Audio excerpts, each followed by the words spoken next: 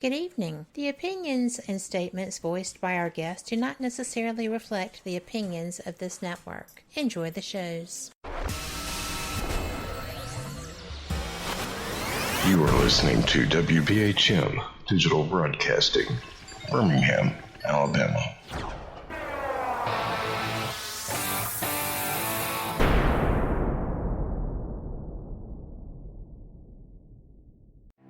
Headline edition, July 8, 1947. The Army Air Forces has announced that a flying disc has been found and is now in the possession of the Army. Army officers say the missile, found sometime last week, has been inspected at Roswell, New Mexico, and sent to Wright Field, Ohio, for further inspection.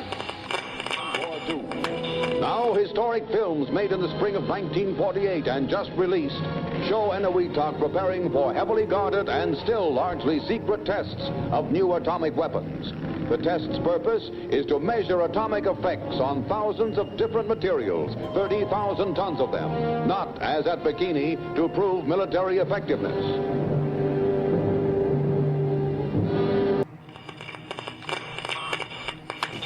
San Francisco police say that 9 persons have been arrested in a narcotics raid on the headquarters of the Grateful Dead, a widely popular singing group.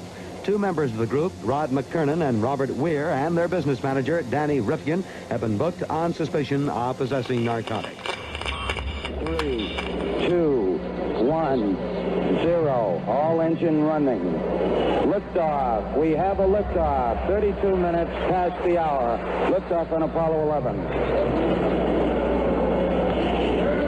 Tower cleared. We got a roll program. Neil Armstrong reporting the roll and pitch program, which puts Apollo 11 on a proper heading. I'm going to step off the limb now. That's one small step for man, one giant leap for mankind. Well, strange lights are causing a viral buzz on YouTube. Could we have caught extraterrestrial activity on a recent newscast? Brandon Arroyo investigates. As the newscast ended, the controversy began back on September 26th. What is that light shining in the back of the dark night sky?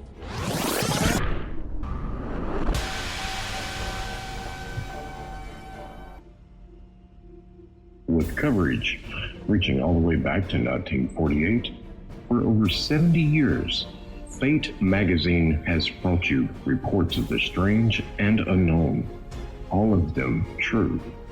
Now, Fate Magazine Radio is carrying on that tradition of setting the standard in paranormal talk radio as we report and discuss some of the most mysterious and perplexing phenomena imaginable in this strange world of ours.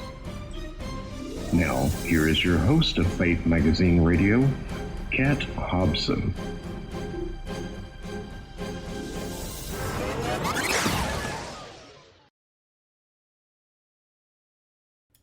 Welcome to Fate Mag Radio, the online voice of Fate Magazine.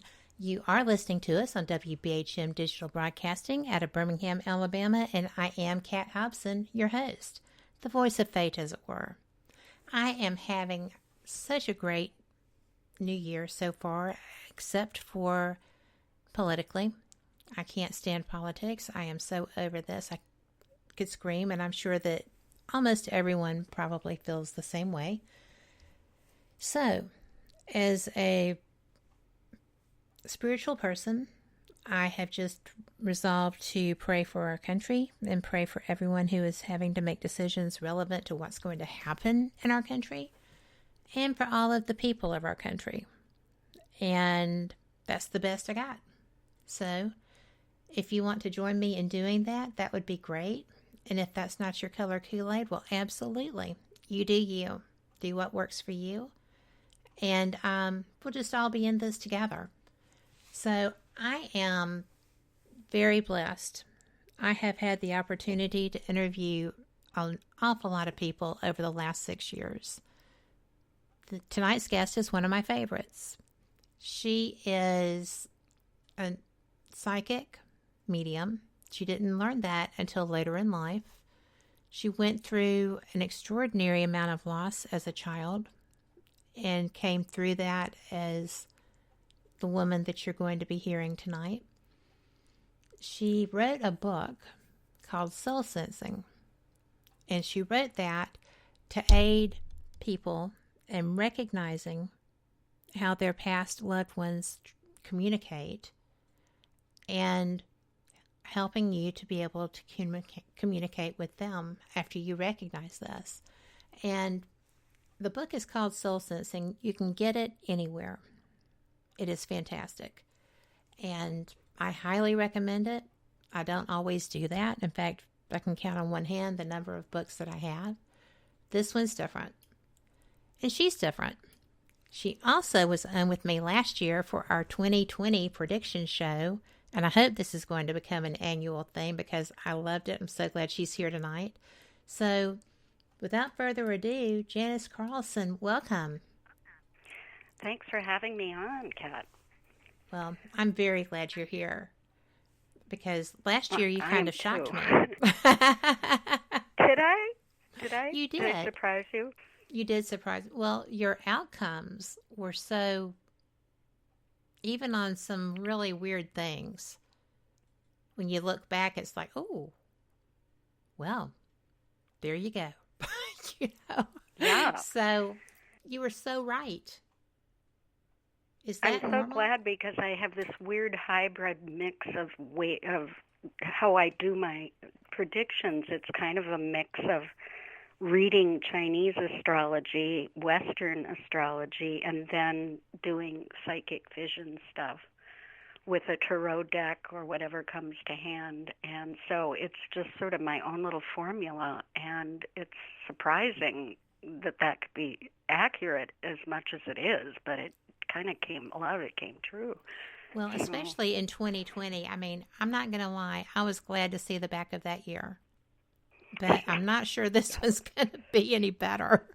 It's not starting off with great shakes, right? But, well, it's not. No, it's not. But the reaction of compassion and stuff is there for. Yeah. It's just not reported on. Right. Yeah. I mean, people are doing the right thing in the follow-up of what happened on Wednesday. Well, what I wanted to do was just talk about what I did predict last year that was surprising and came true, you know? Was it surprising to you, or did other people tell you? Yeah, a little, because they were really specific predictions. Mm-hmm.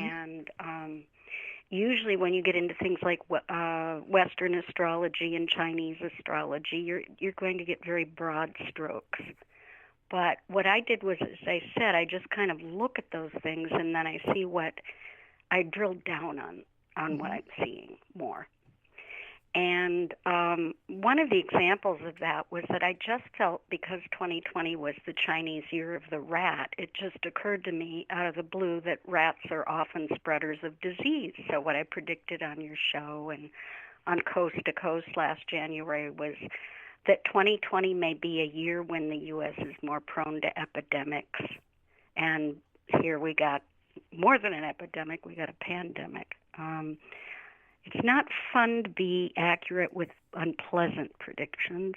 But some of them, for instance, in the spring of 2019, I predicted that the Democratic presidential candidate would have a B, as in boy, as the first letter of his first or last name, and then Biden won the nomination months and months later. Mm-hmm. And at that same time, I predicted that the Democratic vice presidential candidate would be a woman, mm-hmm. and then in came Kamala. I always say her name wrong. Kamala Harris. Let's see, what else? Oh, I was talking, I think when I said this, I was talking about a prediction that the immune system stimulating methods of medicine would become more mainstream in 2020. And again, there was just no way for any of us to know that by the end of the year, we'd be using immune system stimulating solutions widely distributed as COVID-19 vaccine. Mm-hmm. So that is actually an immune system stimulating vaccine. And again, talking about millions of doses. And I guess when I said it, I thought that it would pertain to something like cancer treatment more, that more of the immune right. system elevating stuff would be used, but sometimes you predict something, but it manifests, but in a different way than you thought it would. And whenever you get something like a pandemic, obviously it knocks everything out of kilter. I mean, every other thing. I had predicted that things would go very, very well in the sector of travel, but the only sector that really just boomed in 2020 was RVs and trailers and campers and things like that. And my husband and I have actually been a victim of that sudden rush to buy those things because we've been waiting for months for a trailer that we ordered, and we later found out that we were about 1,000th in line for that particular model of trailer. Yeah. So, I mean, traveling is happening, but it's happening in that kind of safe way where people take them to RV places and, parks and camp that way. Mm-hmm.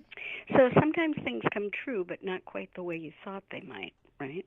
I also said because of the Mercury retrograde in the autumn of 2020, running right over the election period, I predicted that the presidential election would be highly contested, and I guess I don't need to say more. I mean, I did also say that there would be claims of foreign interference, and we're certainly pointing a finger at Russia about that now. And here we are with still kind of contesting this thing this late in the game. So, a retrograde always kind of stinks on ice. Most of us know that much about Western astrology, but hopefully we can put some of these things. I generally have great retrogrades. And do you? I do. That's I don't amazing. know why. Well, I'm just like, look up Scorpio in a dictionary, and there I am with my legs crossed, just smiling for the camera. I don't know why it is, but this one, I've had two that were horrible for me, and this one was. I just could not shake the funk, and I had, I've actually, had about 2 years of trying to recover from an injury, and then when I did something on the other leg. So I have had 2 years of just like, oh my gosh, poor me kind of stuff, and I am not that girl. So no, that was weird. And you're not a whiner, I'm not. So but I have been. I felt like I have been. So this and was I think a very some of that's unusual... the element of surprise. I think sometimes when we're survivors and we're strong and we haven't ever had health problems or whatever, I think it surprises us, So that might be part of why you're feeling kind of thrown off by it. Well, I was very surprised. In fact, right before I started Fate, I was a few weeks late actually taking the show up because I was broadcasting shows from my bed, right? So, I mean, I'm not a quitter. I go with it. But like you said, I'd never been injured and rarely been sick. So it was just like, oh, so this is what that is. I don't like it. I don't like it at all. No. And, so it was a new experience. So I just figured that, because of the stuff that I had been trying to cope with, that's why I was having a tough time. But this retrograde kicked everybody's butt. Yeah, it did. It really did. And, retrogrades come in different flavors. I mean, some of them are about electrical appliances and things going kaflooey. Like you're just constantly having trouble with batteries going dead and your computer having problems and so forth. And some of them are about communications or people running interference, that kind of thing. So they're all different. And, of course, there's some where you just are told don't sign any contracts, don't get married during this time, that kind of thing, too. But that one was a real humdinger. The one that ran from October 14th to about November 3rd was a doozy, Yeah. Just seeing people standing in long, long lines with masks on because of COVID, just trying to get out and vote. It was just madhouse, Well, it was. And, you have people who were terrified to even leave home to vote. And I don't, I completely understand that. And they are primarily, our greatest generation treasure. So, you just felt for them. Yeah. The people that have already been through 2 world wars and, Korea and all the other, actions that we've been involved in. And, they're trying, because to them, they fought for their right to cast that vote and for you to do it too. So that mattered so much to them, and they were so afraid. And this is a generation that hasn't really been afraid of much. No. So it was terrible. It was a mess. It's amazing that things went as smoothly as they did during that retrograde, actually. Yeah. Well, feel free, after I talk about some of these predictions, feel free to ask questions if you have different areas you want to ask about. But what I've done here is I've broken the predictions into 2 categories, and one is U.S. and global predictions, and the other is about our personal lives, just some recommendations that I'm seeing for our day-to-day lives. And so I thought I'd start with the U.S. and global stuff first. And what I want to say about the coming 4 months is that there's going to be a lot of work that's going on behind the scenes to get vaccine distributed on both the national and state levels. And most of us are going to feel, even into the 4th month of this year, that nothing's happening. It'll have a funny static feeling, like we're not making progress. But that's not the case for 2021. Progress is going to be made, and it's going to be something that you just won't really see until you start seeing big numbers. By May, we're going to see that the economy and commerce is really showing improvement. And it's in large part because of a vaccination program that's well coordinated and treated almost like a wartime effort, actually. Well, it has been. That's what that Operation Warp Speed was all about. They did implement wartime methods to get that put together. Yep.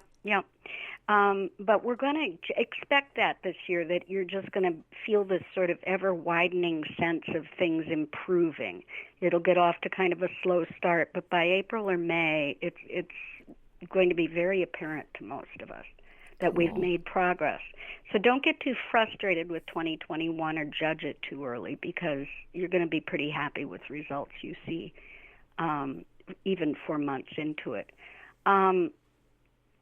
We're going to see abundance, especially in the financial realm, but social areas are going to come right behind that, and people are going to seize the warmer weather in May in order to be outdoors more and to be able to be with friends and family. There'll be a little bit of a sense by that point that we're getting back to normal. Well, will we be allowed to be with our family and friends at that outdoors? Point? More outdoors, yes. Mm-hmm. Cool. Less so indoors, obviously, but mask wearing, especially indoors and in vehicles, will continue, though, for some of the population till 2022, depending on if they feel vulnerable, whether or not they've been vaccinated, and that type of thing. It could go that long before we really feel that the coast is clear with contagiousness. And part of that, I think, is going to be driven by the fact that there is a more contagious variant out there right now.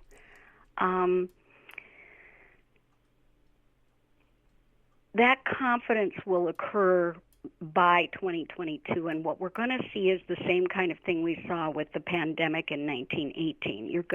Most people don't connect these dots, but it's pretty interesting that we went right into the Roaring 20s at that point. A full return to bars, restaurants, social events, traveling. I've always looked back at the Roaring 20s and thought, what is this about? It just looks so hedonistic. Why are these people partying like this? But now that we've been shut down for nearly a year, I totally get it. And I think other people will too. I look at the flapper haircuts that women were getting, and I was thinking, gosh, they're probably just glad to be able to go to a hair salon and not have, Spanish flu hair. We're calling it COVID hair now, Yeah. But that's kind of what you were seeing, was the dam breaking with the Roaring 20s after that pandemic in 1918. Can I interrupt you just for a second because we have to take our first break? I can't believe the time's already gone. But we will be right back. Y'all be sure and come back with us.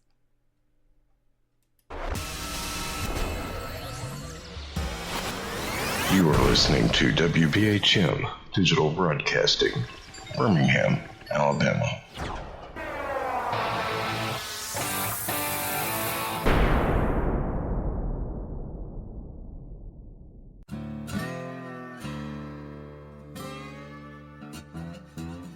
Oh, come on. I'm Southern, but... Nope. That'll do. Hello. I am Kat Hobson, host of Paranormal Experience here on WBHM Digital Broadcasting out of Birmingham, Alabama. I enjoy having guests from all areas of the paranormal, from ghosts to ufology to cryptids and beyond. You'll find some of the best researchers in their fields bringing you some great information. Join me on Wednesday nights from 8 to 10 p. Eastern here on WBHM Digital Broadcasting.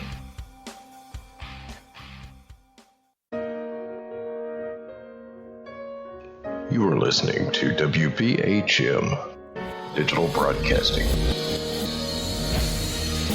the best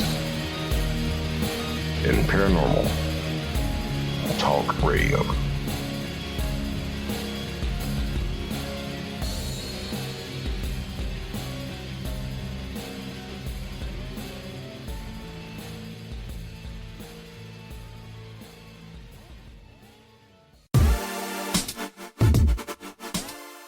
Listening to WBHM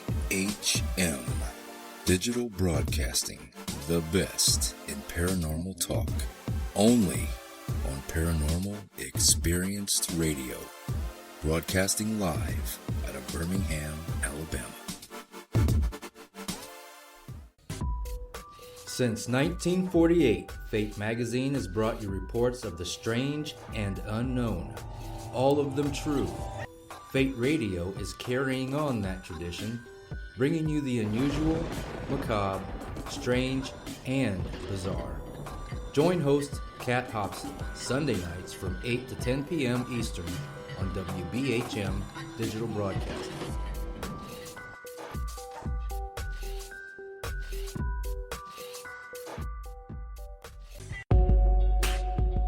You are listening to WBHM Digital Broadcasting, the best in paranormal talk, only on Paranormal Experience Radio, broadcasting live out of Birmingham, Alabama.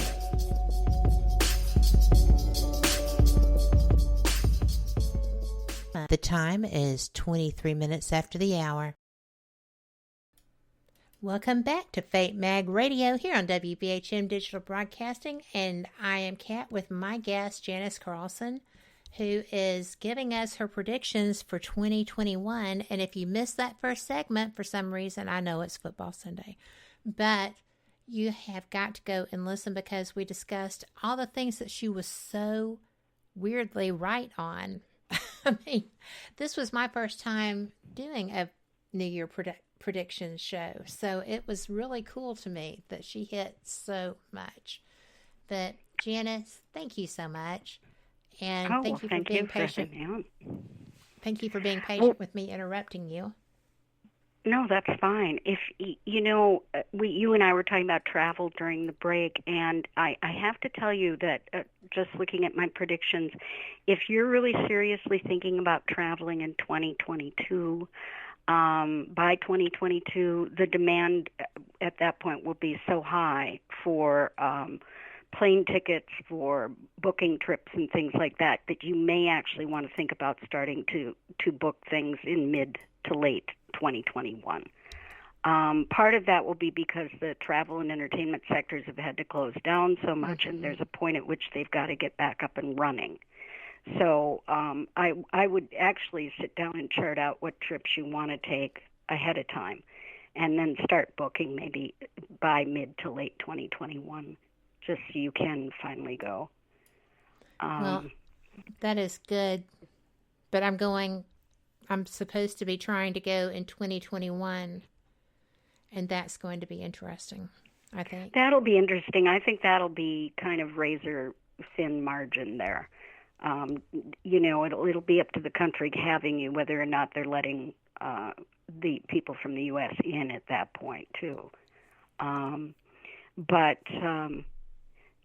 It's looking kind of to me like late 2021 that you might be able to see that kind of travel. I hope I'm wrong for your sake, because I know you want to get over to Scotland. I really do. But we are going to see things work out the way they're supposed to. That's right. Yeah. I mean, some of this we've really had to kind of let go and let God on some of this, That's true. Some pandemic habits, though, are surprisingly going to continue. I think we'll continue to see some stars who don't, like movie and TV stars who just soon do Zoom interviews and that kind of thing rather than flying to studios. I think that may become more typical. I feel like I've gotten to know some of them better because I know how their kitchens are decorated and that type of thing, But one of the things I think that will happen is that people may continue to stream and rent and buy movies rather than going out to cinemas as much as they do. We may see more of a return to drive-in movies, and to a lesser degree, the trend to dining with friends at home, I think, will continue before all the restaurants can really get up and running, and many of them have gone out of business. So it's a sector that's really been abandoned and will have to get up and running again. As of February 12th, when the Chinese Year of the Ox replaces the Year of the Rat, that's when we talk about a real new year happening, because we've been dealing with the Year of the Rat and contagion and pandemic. But many U.S. citizens at that point in February, mid to late February, will be really struck by the contrast of the new presidential administration's leadership style. It will be quiet behind the scenes. The watchwords will be diligent, dependable, determined, pretty drama-free. Some people will think of this as kind of boring, this new governance. Others will find it a really refreshing break from the tumult of the past administration. During February, we'll be getting through... Yes. Can I ask you something about that? Because I know other people have seen instances where Biden was less than 100%, to be gracious. Is he going to be able to fulfill his term? Do you have anything on that? Yeah, if he is unable to, it would be because of a physical situation more than any kind of mental problem. Yeah. If again, it would have to be something like severe illness or death that I would see him leaving office. I had just seen things that made me go, "Oh my goodness," and I would not wish anybody ill, but that was probably my primary concern about him, is that my dad nobody's some going dementia, to tell you that no one can really tell you that 77 is young to be taking over the presidency. It's not. But I think that we'll find he's surrounded by really good people and able to function certainly mentally and cognitively. During February, we're going to see, again, this sense of the vaccinating really getting up to speed. And by March, we'll see good tax returns coming for many and stock market improving, even though I have to say I did predict last year that it would be very strong through this year, and it has been. Well, surprisingly, right? Yeah. I mean, amazing the way that it has hung in there. There have been a few, Absolutely. and I mean, but I didn't lose everything in my 401k. I lost hardly anything. Yeah. Which I was expecting a gross adjustment, and it was not nearly what I anticipated. So I'm very thankful for that. Yeah, absolutely. We had a really good year in the stock market, and most of the people I've talked to had extraordinarily good years. Again, it depends on what you invest in and that type of thing. Now, April, we're going to see an early spring in most of the U.S., which is very good news to us up here in Minnesota. Also a good month for planting crops and investing money in new places. And I want to call May the lusty month of May because the urge to go out to indoor restaurants, bars, resume an active dating life if you're single, that kind of thing will be almost irresistibly strong. But be forewarned that the coast isn't quite clear in May regarding COVID-19. Not quite.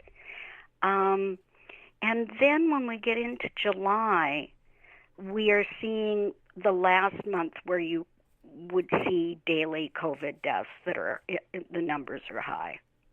That would really be the last month be a we're blessing. seeing that. Yeah. By mid to late summer, most of us will finally feel like we can reap the economic and social rewards of the government's previous half year of hard work to return to normalcy. That's really the thrust of that government. August looking like a great month for commerce and stock market gains, and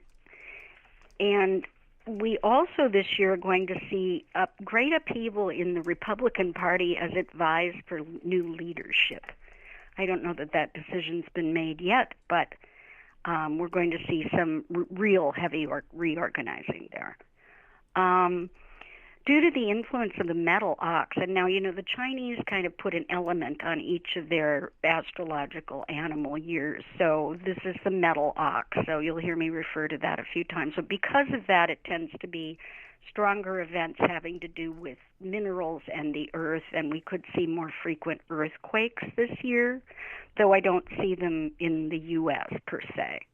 I see them elsewhere. And overall, the ox's influence on agriculture is going to be very positive for us. This is a sign that does everything in its power to keep people fed and keep them food secure. So as a result of this influence, we may also see food prices dropping slightly. And I know a lot of people have complained about how high food prices are right now, but we can hopefully see that happening.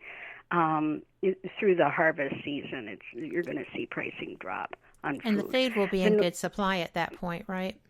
It's looking that way. With a year of the ox, you would have a good, very good harvest. Fantastic. Yeah. The only thing that might cause trouble would be some flooding in some of the where many of the crops are. There could be some flooding in the southeastern United States, But when we talk about real storms, it's looking like a lot of it's going to hit the northeastern U.S. The northeastern U.S. is more prone to storms and hurricane activity and that type of thing in an ox year, in the year of the ox. And in September, we're going to see a significant volcanic eruption somewhere on Earth and a flooding event, as I said, with crops happening. Expect a lot of progress to be made in the areas of slowing climate change this year. And overall, ox years are not prone to catastrophic events. So this will be a great year for the U.S. for economic recovering and soothing over collective jangled nerves. I think people have a lot of anxiety going on now that they didn't even realize they had.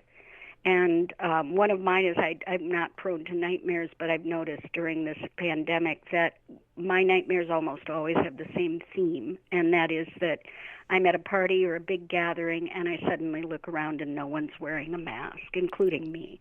Yeah. And I just have that sinking feeling like I for sure have caught this now, and I'm doomed, So I think we're going to see a lot of that collective anxiety begin to wear away by mid to late summer. Anything you're wondering about on the world stage or U.S.? Well, I actually am concerned about the people. Excuse me, the people of Iran who are so determined that they are enriching uranium to their 20%, which they're not supposed to have been able to do. But, I'm just concerned about the Middle East because we've actually had peace talks and success moving through there that is that going to be jeopardized by the Iranian arrogance about that? Or is this something that they might be drawn into participating with? No, I think there are going to be checks on that I'm not entirely sure what form they'll take, but certainly with Israel and our efforts, it looks to me like that'll be contained during this year. Well, that's good, because, you know, so many of the Arab countries are now communicating with Israel, too. You know, they have their own accords.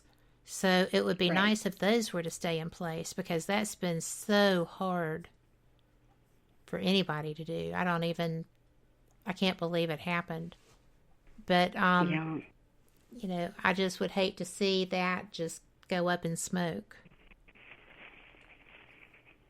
No, I don't see that happening. Not in this year. We're looking 12 months out. Right.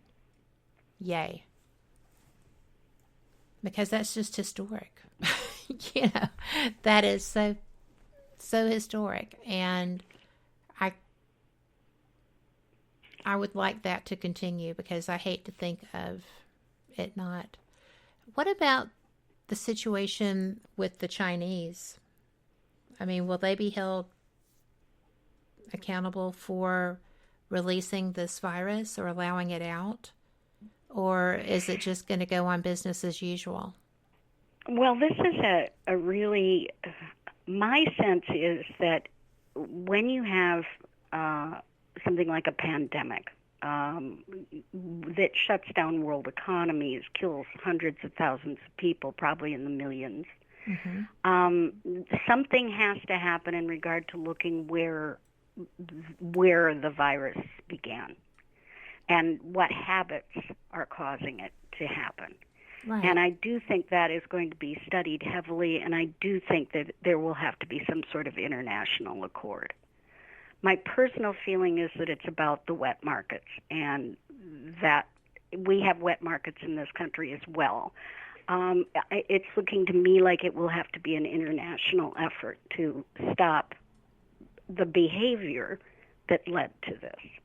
I agree. And so I think that will be taken very seriously. I don't know how you can not take that seriously, because financially and health-wise, you just can't endanger that many people and not have to change some behavior that caused it to happen. Okay. Well, that's something else that had worried me too, because if it happened once and there's nothing that changes or there are no repercussions, then there's no reason that it wouldn't happen another time. Exactly. So that's what, repercussions do. It worked with my 3-year-olds. But not so much the 2s, but when they got older, they understood better. Yeah. But what is your take on the restaurants? I mean, I know that some are being helped by their own. There are a lot of people who have come together who are giving them money to at least stay afloat. Not the governments, but private organizations. But they're not going to be able to help all of them. Are these people going to be able to get money somehow for what has been done to them? Yes. I'm not going to tell you that some restaurants haven't gone belly up for good and all, because some of them are just gone and will never return, and sadly it's not the chain restaurants so much as it's, the mom and pop ones. I don't know where the money will come from exactly, but I do know that a lot of them will be helped back up to their feet, whether they may choose to start a different restaurant and under a different name, perhaps, but we will see, popular places in the neighborhood popping up maybe at a different location, simply because they couldn't continue to pay rent where they were, that kind of thing. But those people who want to be in the restaurant business are going to really be called upon to do that as soon as people start emerging and wanting to eat out again. And again, I see that as being mid to late 2021. Right. And so where there's a will, there's a way. I mean, people, I don't know what other people are seeing with their finances, but I've been saving an awful lot on my Visa card because I just don't do what I used to do. Entertainment is just not happening. So, but as soon as the floodgates open, people are going to be spending like crazy with that type of thing. I think so, and too. So, yeah, and so the demand will be there. It'll be there.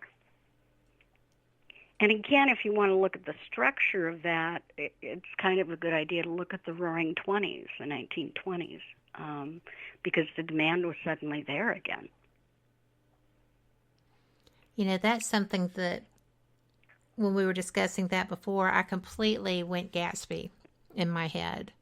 Yeah. So, but it is true because once they came out of the first war, then that whole period was sheer decadence.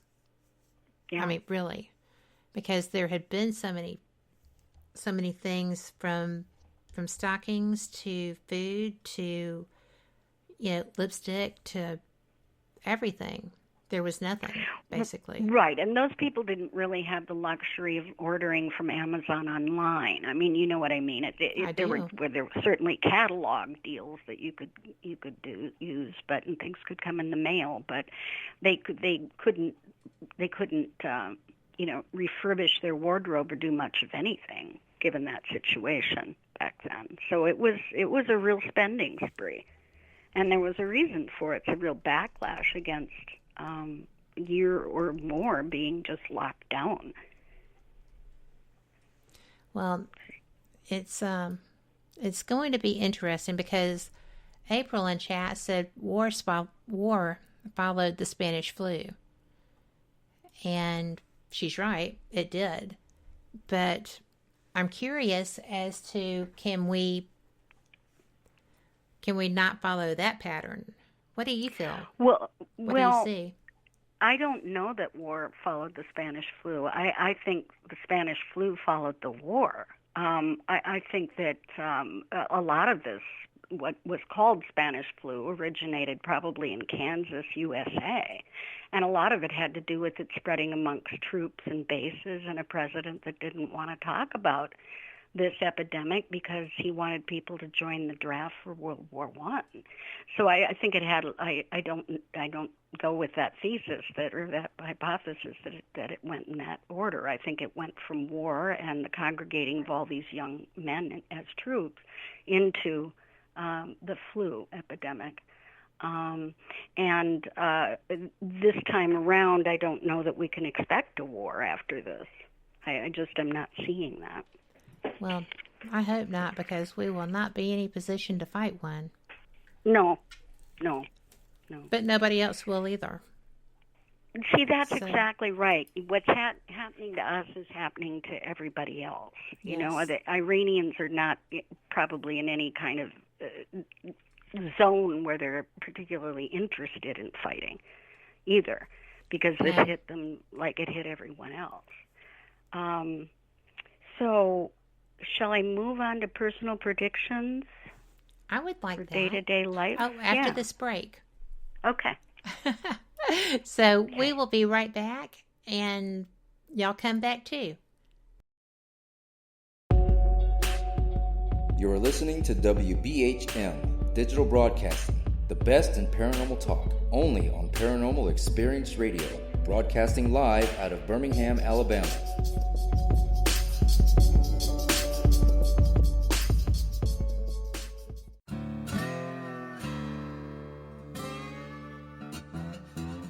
Oh, come on. I'm Southern, but... nope.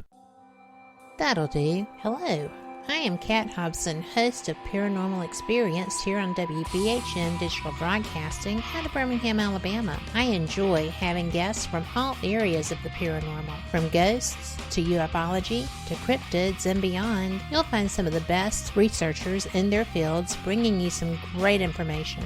Join me on Wednesday nights from 8 to 10 p. Eastern here on WBHM Digital Broadcasting. Since 1948, Fate magazine has brought you reports of the strange and unknown, all of them true. Fate Radio is carrying on that tradition, bringing you the unusual, macabre, strange, and bizarre.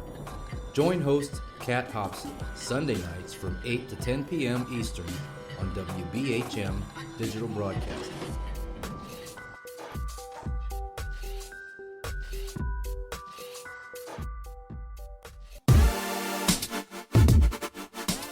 You're listening to WBHM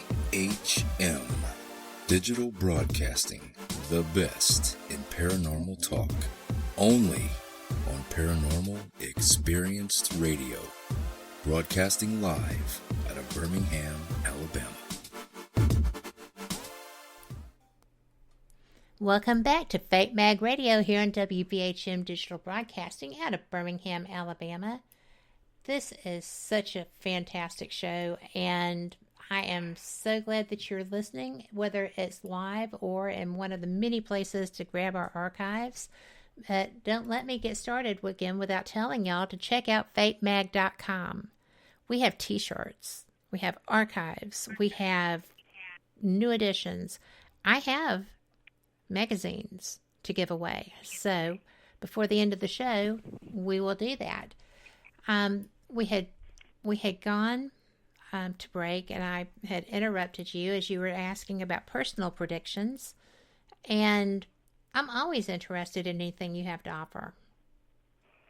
So yes, yeah, yeah. I mean, in regard to just what is happening to us day to day, because astrology always affects your personal life, and many of us buy books that tell us what our week is going to look like, or our month, and there used to even be daily horoscopes, and you read them in the newspapers. So yeah, exactly. I do want to say one thing though. I am not a reader who gets interested in I'm very likely to put a book down and that type of thing. But Fate magazine, honest to God, if you've never read it, you have got to pick up a copy of this because it's just, I subscribe because it has so many things in it, so many articles, and none of them are boring, not one. I mean, it's just so much fun to read. And it's great kind of small. Contributors. Yeah, you do. And it's kind of small. You can fit it into a purse and take it with you or whatever. And it's, like I say, it's one of the few magazines I can really rave about because you will not be bored. There are things in there that you just cannot even imagine covering. And it's a place where people can honestly talk about their UFO experience or their haunting experience or whatever. And it just gives people a chance to share these stories. It's amazing. Well, don't mean to gush on you, but boy, that's a really fun magazine. It is, and Phyllis is putting them out solo now. So yes. Yeah, I'm so proud of her because she didn't think she would get there, and she is so there, and they are fantastic, better than ever. Yeah. It's been around since like the late 1940s, hasn't it? Since 48. The Roswell incident. It's just great. It really is. You will not be bored. That's a promise. Okay, so we're going to talk about your day-to-day life, like the day-to-day life of most of us and what we can expect this year. And I just want to say that expect it to be a year where it's pretty demanding work-wise, whether you're working at home for a boss or you're self-employed or you're doing home improvements. There's just that kind of heavy ox work ethic that's going to go on. The ox is extremely hardworking, and it expects the same from others. So bear in mind that success is virtually guaranteed if you work hard this year and steadily throughout 2021. You can almost bet on doubling the payback Awesome. in the second half of and into 2022, if you really put your nose to the grindstone starting now in this year. And that's especially because this is a year when the metal ox favors the accumulation of currency and wealth and through hard work. And with that in mind, it's best also to kind of bring yourself some good luck by wearing metal jewelry and accessorizing with metal when you can. In precious metals and copper and whatever kind of jewelry you want to wear. But it's going to give you added good luck this year to do that.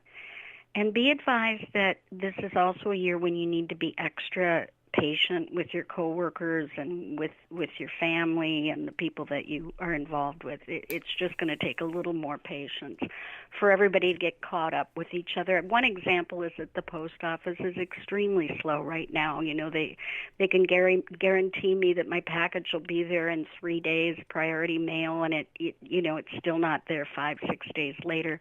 They're having a terrible COVID breakdown. Amongst other problems that I won't go into here, but please be patient because people are really trying to get up and running again, and they're doing it often with a skeleton crew. So that kind of patience needs to go into 2021 as well. It's also an excellent year for finishing a college degree or retraining for another career. Some people got knocked out of the restaurant and entertainment business and stuff. So if they're thinking about retraining for another job, they should actually be working on it now because by the second half of the year, they might find opportunities are knocking. That's very likely. Expect to experience some insomnia in 2021, especially between the hours of 1 and 3 a.m. And this will not only be due to some COVID anxiety, but because the ox influences us to be more industrious and innovative, it can be hard for us to shut our brains off when we've done a lot in a day. So keep a notebook at your bedside for writing down new ideas or problem-solving ideas in case they occur to you in the middle of the night. And 2021 will be a year when personal finances need to be watched a little more carefully. As I was saying, you may get into a 2020s mode where you're roaring 20s mode where you want to spend a lot once the doors to entertainment and restaurants and things are opened. But that means in the meantime, you should be saving money for that. I'm hearing people say all sorts of things about their resolutions, like, I never used to have dinner parties before, but by God, I'm going to have them now when I can start having people over again. And so save up that money to do those things that you want to do, whether it's travel or whatever. The luckiest months for this year will be April, September, and December. And because an ox is a castrated bull, 2021 will not be a time for a real robust sex life for most of us. For many, this will be due to the continuing pandemic lockdown. And then many more will say, listen, my body is out of shape from just being stuck at home, and I'm not ready for a sex life because I've been idle and been stuck at home for so long. I want to get myself back into shape. So it's very strange. I didn't know that about oxes, but they're actually castrated bulls. Oh my and goodness. Hardworking. Yeah. The metal ox really favors adding weightlifting to your exercise routine. So start small with light, free weights, and you'll probably notice how much this builds up strength. It helps you with day-to-day tasks like lifting grocery bags and shoveling snow and that type of thing, picking up grandkids or whatever.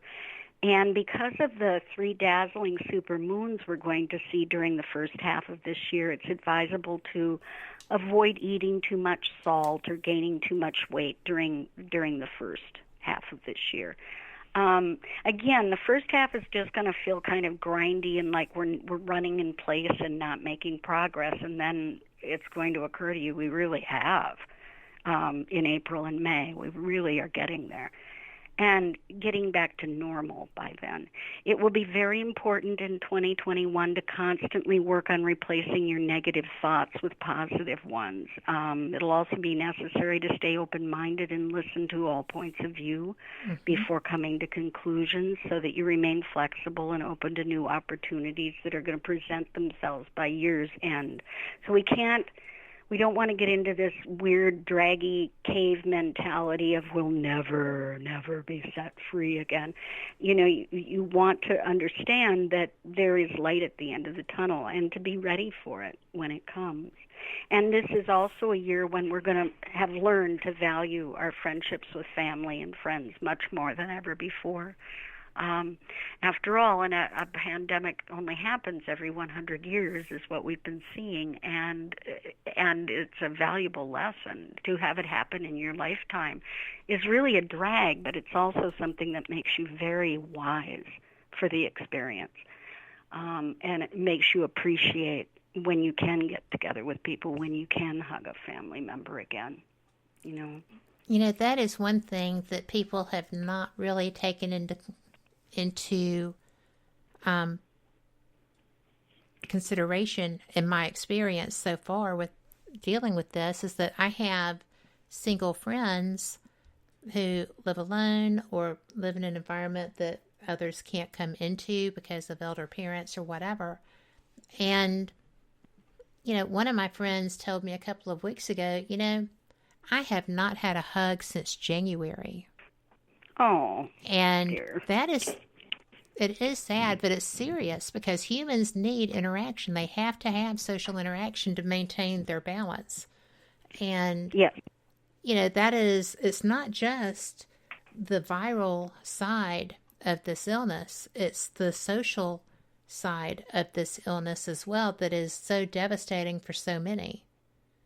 And right. People don't even realize that or recognize that. And when my friend said that, I was like, I am so coming to give you a hug. I mean, yeah. you know, I have a mask. I have hand sanitizer. So, right. You know, but it's something that nobody really considers, that is part of the damage being done by this. Exactly. And I try not to stand in judgment of my single friends who are living alone, and maybe they do take the risk of going out to a bar to see their girlfriends or whatever, you know, like it's not a risk I'd take, but at this point, but I'm not alone all the time. Right. You know, I've got a husband at home and a dog and lots of neighbors, and you know, that are out talking over the fence to each other, and so you don't always know the circumstances other people are in. And, I mean, I knew, like subconsciously I knew, but I had not really heard it expressed. And it took me aback. Right. It was just, oh, wow. So. Yeah, and I think it's that lack of physical contact and physical affection that made there be such a boom on pets this year, and it's continuing. I was telling you before the show how we fostered dogs this past spring and summer, and they were just coming by the bushel load to be placed, and they were placed very quickly. I don't think we had a foster dog more than a week at a time. Seriously. Yeah, I mean, that's really a quick turnaround for a foster dog. And it's because people aren't getting that kind of physical contact. Well, and it's a reason to go outside. Yes. Yeah, that is our social life right now, is going to dog parks. It doesn't sound fun. And it isn't in 30-degree weather. It really isn't fun. True. But everybody's out there. You know, it's outdoors. People keep their distance. Everybody can be unmasked out there because it is outdoors, and people don't stay. They're not close to each other, and that's your big outing for the day. I mean, that I didn't ever think I'd look forward to just trudging around a dog park, but there we are. You know, and I'm glad for it. I'm glad for the change of scene too. Yes.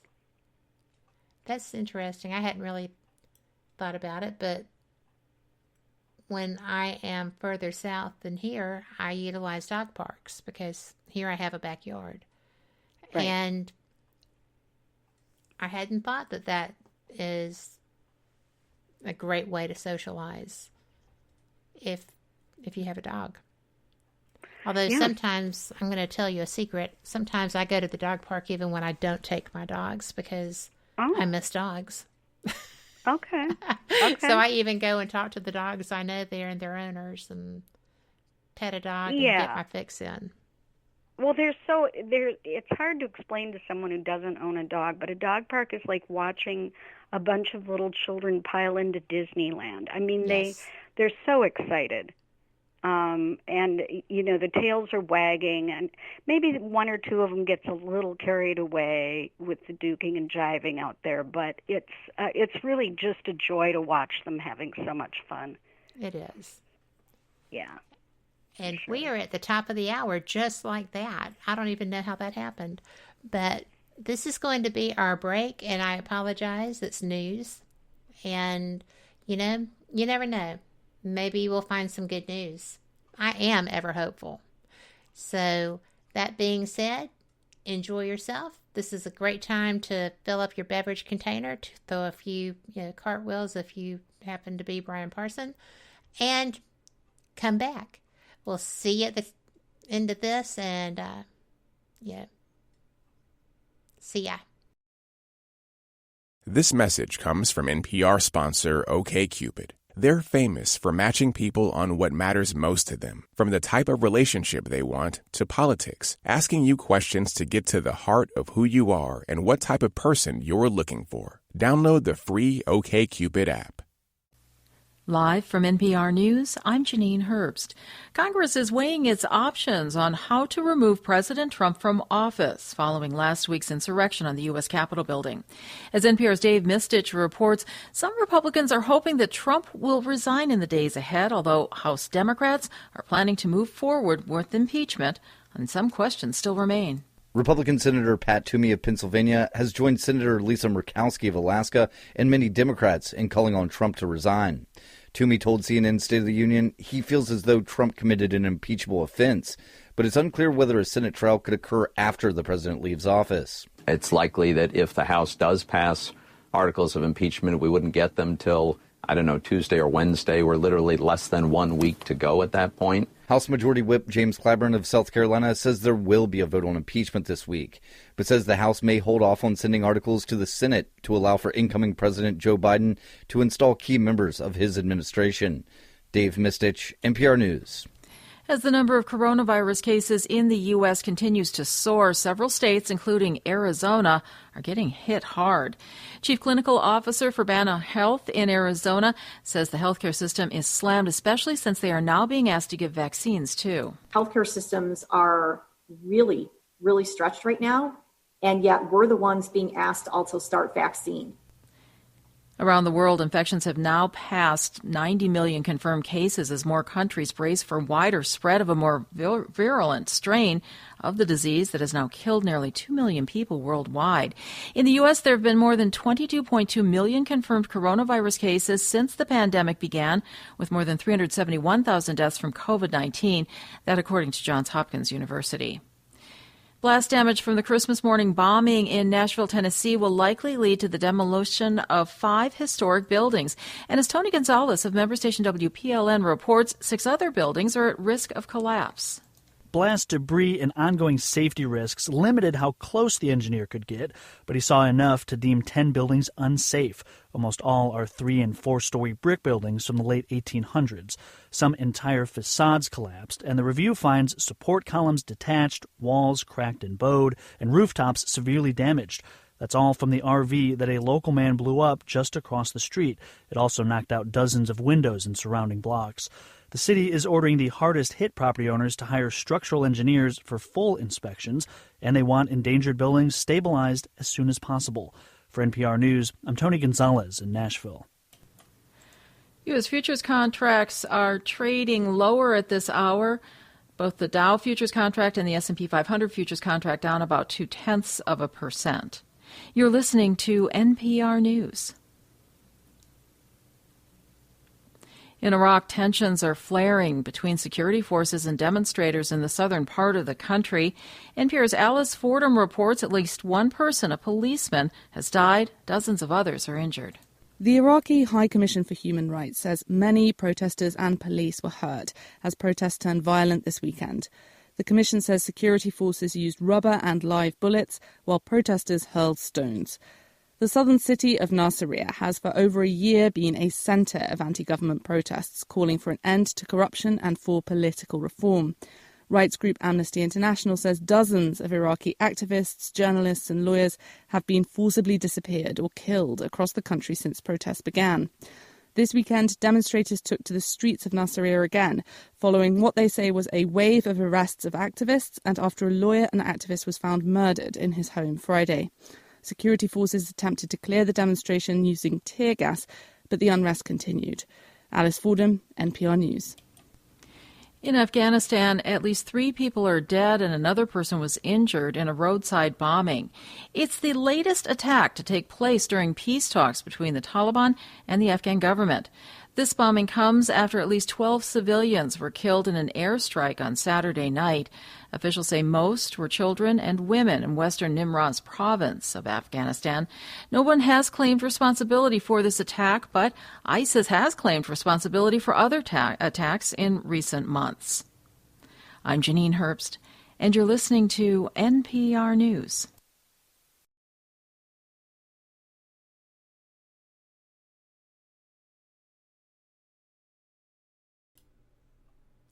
Welcome back to Fate Mag Radio, the online voice of Fate Magazine, publication ever since 1948. And you know what? I am so glad you're here. We have a fabulous show, and I am enjoying it so much. It is just terrific. I am joined tonight by Janice Carlson, who is one of the people I enjoy speaking with so much. She has always been loads of fun, loads of great information. We went through her predictions from 2020, and you just would not believe how right she was. If you had to miss the first segment, you need to go back and listen to that because it's just brilliant. And she's pretty brilliant too. Now, I am waiting on Janice to get back. And in the interim, if you have questions for her, this is the time for them. We're going to be talking about her soul sensing book. She's just terrific. She is her empathy is just so great. She is good with recognizing and sharing with us the signs that a loved one is communicating. And it's just something that I didn't realize all the methods they had to do that when I started. And it was almost overwhelming, the course of this in her book. So I am just looking forward to continuing our conversation.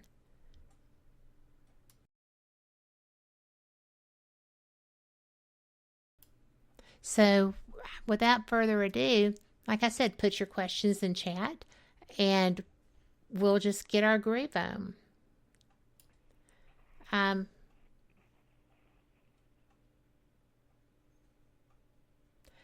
do not know what this means, but it's in chat, and it says to tell Sarah to talk to her sisters. I don't know what that is. Do you? No, I'm not recognizing it. Okay. Well, maybe we can get some elaboration. Yeah. So, you want to elaborate on that in chat?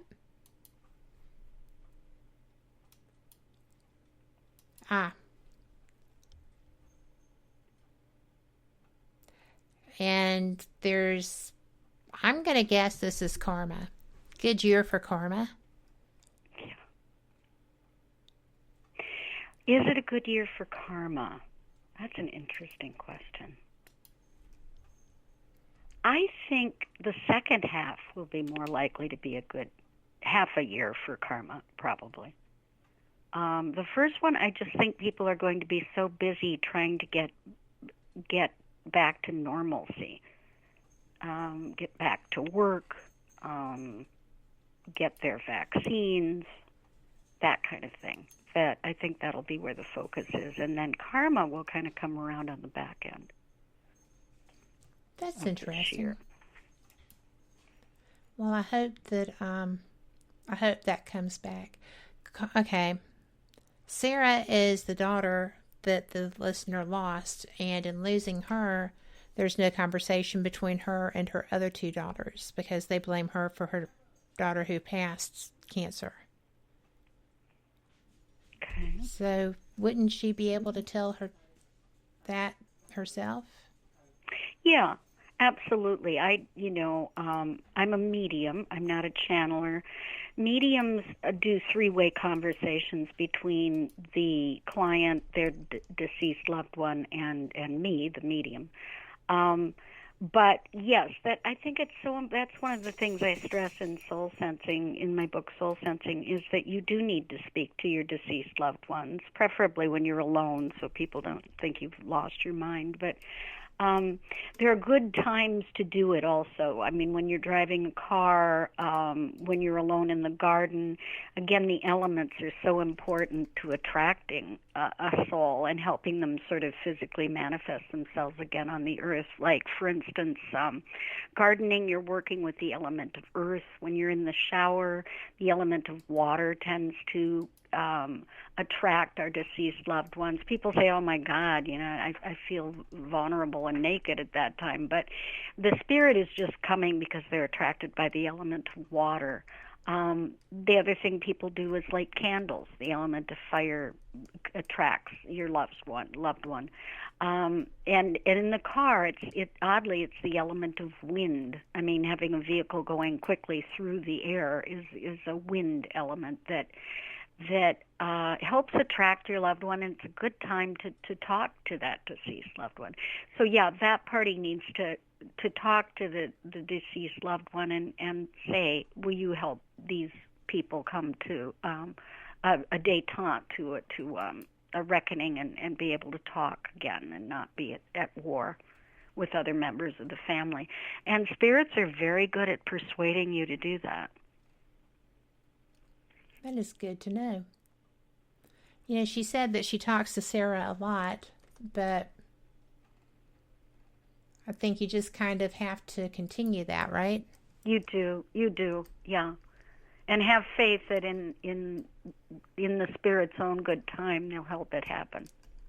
Well, because their time isn't our time. No. Now, personally, I've found that spirits can go forward quite a ways in the future and tell us what's coming up.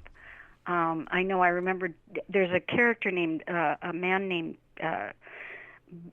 Peter Bew in my book in chapter 6, who began giving us predictions about world events years ago. He would give predictions to his wife, and they were almost always about 21 days out. The event would happen about 21 days later after I'd written it down. So I knew then and there, of course, that time wasn't the same for them if they were seeing events down the pike like that. Well, I just think I think that it's so important to take ownership of that. Yes. And try to continue to, you just have to keep on keeping on. Yes, and give them time to respond. It can take them, there are a lot of methods in my book for talking to your deceased loved ones, like using a pendulum and angel cards and a variety of other things. But give them time to respond to you with some of it, because it may take a day or so to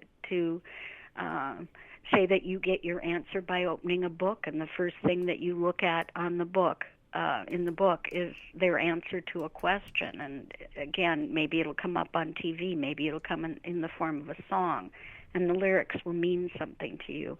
And again, it can take 24, 48 hours sometimes to get an answer to a question.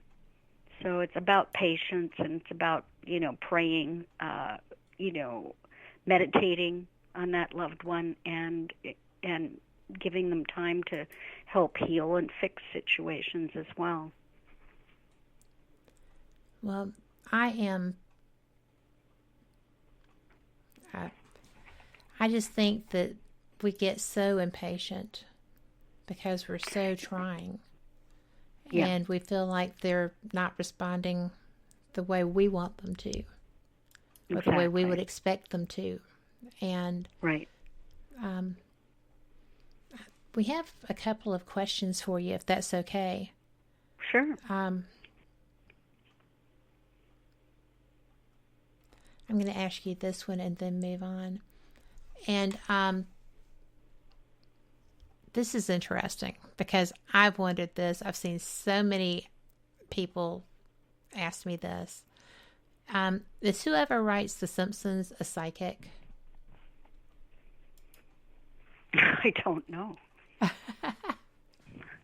I think they have several. I think they have several writers, actually, from what I've heard about that series. I would think they would have to, but you know, it still just gives you pause. Just gives you pause. But what is the main thing you think? Because one of the people in chat is end times scholar who researches and is pretty well educated in that field. But she said that she's very stressed and very she's managing, but she's really stressed out right now because things seem to be affecting and aligning somehow. Do you feel like that's something that she should be concerned about? No, I think we've had epidemics before, we've had pandemics before, and we'll have them again. I think it's a cycle we're going through. I think the Earth is very stressed right now, and I think there's still time for us to change a lot of our behaviors. I think it's like an evolutionary process, from what I can tell. But no, I don't think it's time to go hide in a bunker because it's end times. It's not feeling that way to me personally as a psychic, no.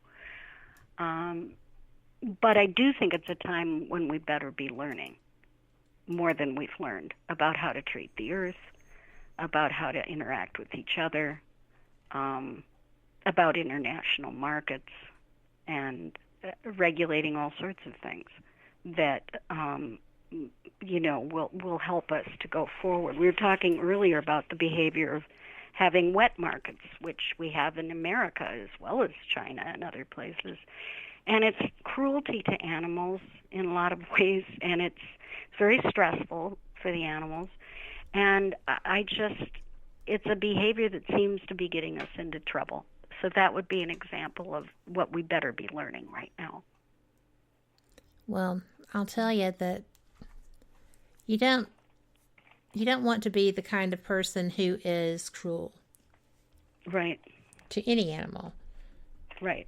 Human or other species. But I just think that it's gross too.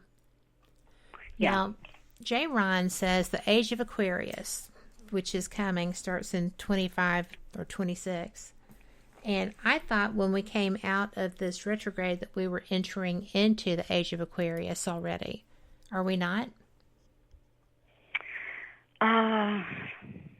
Yeah, we're entering into it, I guess, is the best way to put that.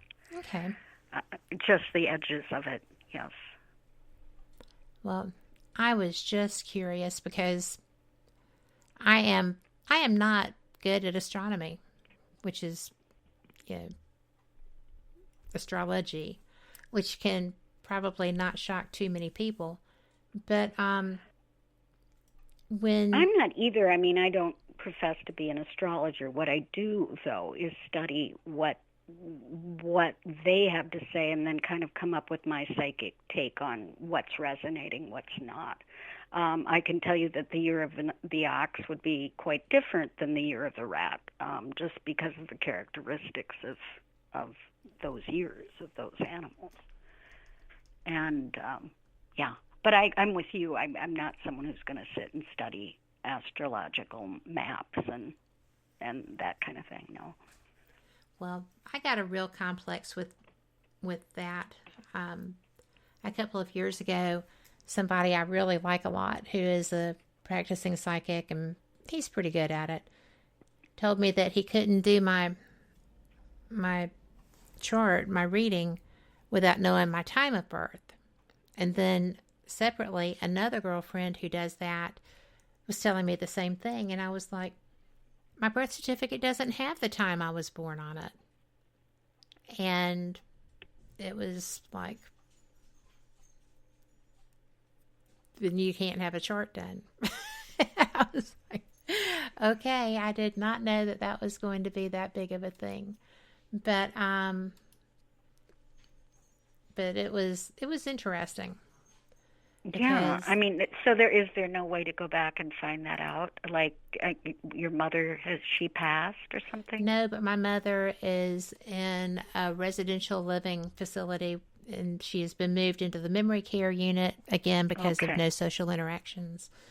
And she would probably not know. It's just, and I can't talk to her anyway because she tested positive for COVID last week and is on quarantine, and she can't use the telephone because it's a communal telephone. And we have questions coming from all over the place. Do you mind? No. We're going to have to take a quick break, but we'll be back, guys. Y'all come back too.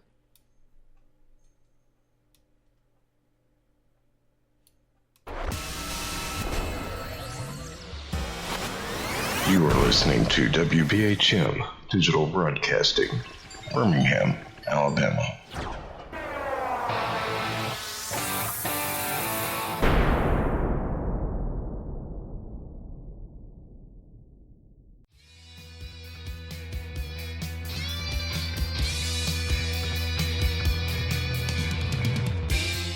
Paratalk Radio is your one-stop for all things paranormal, the unknown, and the supernatural. Join us every Monday night at 8 p.m. Eastern, 7 p.m. Central for discussions and guests on topics such as ghosts, hauntings, Bigfoot, UFOs, and more.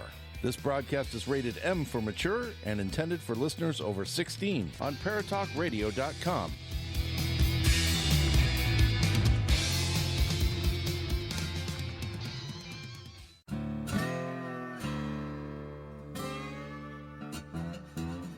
Oh, come on. I'm Southern, but... Nope. That'll do. Hello. I am Kat Hobson, host of Paranormal Experience here on WBHM Digital Broadcasting out of Birmingham, Alabama. I enjoy having guests from all areas of the paranormal, from ghosts to ufology to cryptids and beyond. You'll find some of the best researchers in their fields bringing you some great information. Join me on Wednesday nights from 8 to 10 p. Eastern here on WBHM Digital Broadcasting. Since 1948, Fate magazine has brought you reports of the strange and unknown, all of them true. Fate Radio is carrying on that tradition, bringing you the unusual, macabre, strange, and bizarre. Join host Kat Hobson Sunday nights from 8 to 10 p.m. Eastern on WBHM Digital Broadcasting.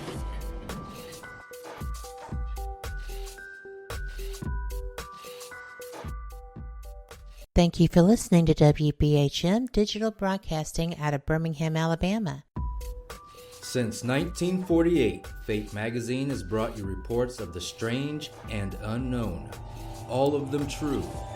Fate Radio is carrying on that tradition, bringing you the unusual, macabre, strange, and bizarre. Join host Kat Hobson Sunday nights from 8 to 10 p.m. Eastern on WBHM Digital Broadcasting.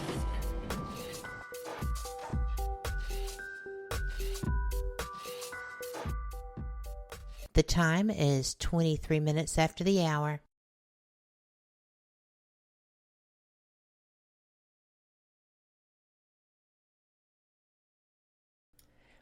Welcome back to Fate Mag Radio, and I'm so glad you're here because Janice and I were just having a really interesting conversation, and we have so many questions, guys, coming in from all over the internet.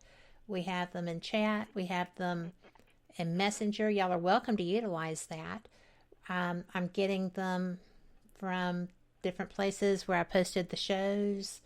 So, this is a good time, and this is a great person to ask your questions of because she's just great. I mean, she really is, and she has answers to things that not everyone else does. One of my friends had a good point here in chat that said that's one sad thing, and you would relate to this.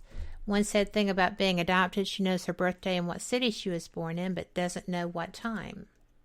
So to be able to enter on some of this astrology stuff, so that's a different point. But you went through adoptive living. And, sure. Twice. You lost 2 parents before you were 10. Yeah. And yeah. Do you think that you already had this gift, or do you think that you developed these gifts to protect yourself? Well, I think I got hardwired to heaven, probably having 2 parents die by the time I was 10. I think they were looking out for me. Parental relationships tend to be very, strong. They tend to want to look out for their kids even after they've passed. And so the instinct to do that is just very strong. And that's probably where it started. I didn't really recognize it probably till I was like in my 30s, as I mentioned in the book. And it just happened that I was at a friend's house. I was doing some freelance. I was writing novels at the time for New York publishers, and I wanted her to do some freelance graphics work for me. And when I went to her house, I realized that the townhouse had been owned by a previous friend of mine, and I was telling her how much I liked how she'd remodeled it and so forth and decorated it. And she said, I like it here, but I wish this previous owner, this friend of yours, had told me that it's haunted. And that's how it kind of unraveled, sort of, or unfolded to me, is that I said, I'm not feeling, there was never any discussion of this being haunted. I'm feeling oddly like it's that lady on the piano there, the one in the picture you have on your piano. And she said, that's my mom. She died 8 years ago in a horseback riding accident. And so then I just began getting messages from this deceased mom, and I just kept saying them. I said things to her that nobody else could possibly know, like what her name was as a child and her nickname and so forth and so on. It was very clear to me that somebody was channeling information to me. And I remember after being with her, and I had just met her, so I didn't know much about her, but I remember going home and having to take an aspirin and lie down because I was just like, what was that? What happened? And that's some of us don't learn till later in life that we've got that ability, but most people have some of it, have the ability to notice visitation, signs of visitation, and all sorts of things that are covered in my book. Well, some of those signs of visitation I didn't expect because I have experienced a lot of them. And as I told you, I had gone back to reread the book, getting ready for the show, and it was just so interesting because I could see my notes. And it was just like, yeah, that caught my eye then too. Okay. But I really like the things that you share, and you share so openly. It just is so geared toward helping us be able to recognize and be able to let them know that we see this. Right? Exactly. And communicate back. Right, because it takes a lot of energy and focus for them to do this. to give us signs, to try and get messages through to us. This takes a lot of energy and focus and love and care. And so I don't want you to miss those signs. That's why, there's an elaborate list of them in my book. And every year that goes by, I'm learning more and more, too. One of the things I heard that I'm hearing repeatedly from clients is that when a spouse or lover dies, very often you will see a vortex sort of forming in the ceiling of your bedroom where you slept together. And by that I mean like the lights are shut off at night and stuff, but you'll suddenly see light patterns and various things that tell you there's some activity going on there. And I think that it's because it's a vortex. I think they come down at night to guard us and visit us and sleep with us and, that type of thing. And so that was something I didn't know, but enough widowed people have told me that they've had that experience, So learning where the vortexes are in your house, where some people may be coming through to communicate with you is a valuable thing. Well, yes. I mean, I have had people get into bed with me that weren't there. But not, thank goodness, anybody that I had cherished as, a loved one. I think I was in a haunted hotel. I thought it was my mom having gotten up to go to the restroom and getting in on the wrong side of the bed. So, when I went to scoot over, my mom was there. I was just like, I'm not opening my eyes because I don't care who you are. I am tired and have to get up early. Yeah. So this is not a good time for us to communicate. I'm so sorry. Yeah. And the middle of the night can be pretty unsettling, It was. But I want to ask you these couple of questions, if you don't mind. And then we're going to tell everybody why they have to go buy your book, because it's so cool. But this is from my friend Mary Strickland, who is having to work tonight, but she was taking her tablet to listen. And she wanted me to ask you about an odd storm somewhere around late spring to early summer that looks like a tornado, but is on its side. Do you have any idea what that could be? Well, I did see, it would depend on where she's located. Again, with an ox here, you're most likely to have storms in the northeastern part of your state or the northeastern part of your country.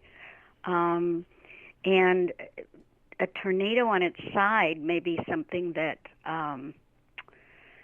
is one of the bigger types of tornadoes, the ones with the really big, they don't have the thin ice cream cone type of vortex, but they're tilted. I've Yeah. seen those. Yes, I know what you're talking about. They're still a tornado, but they're a monster tornado. Yeah. I wasn't seeing it so much in the spring as I was like in autumn for some reason. And I don't know if that's, but that might be a more likely time to see something like that. Now, she's seeing it in spring, is that correct? She said late spring, early summer. Okay, and do you know where she's located? I'm trying to see that now because I should know, but I'm going to check.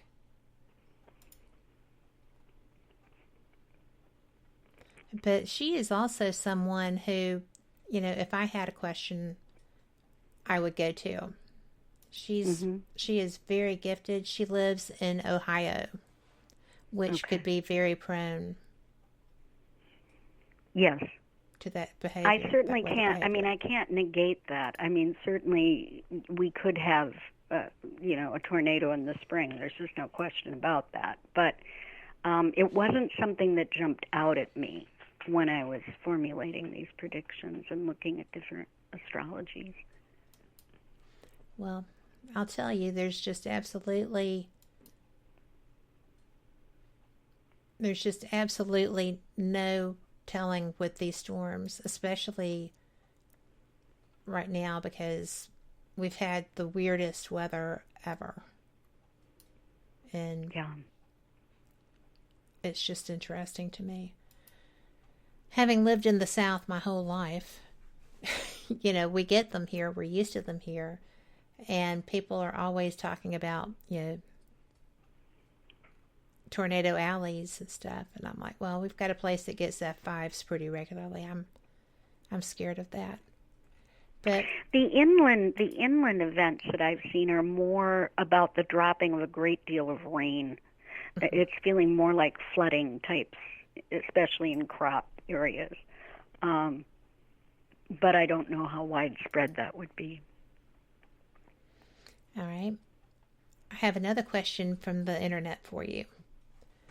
And the question is, will there be definitive proof, irrefutable, I would believe, is what this person is looking for, of spirits or UFOs anytime soon?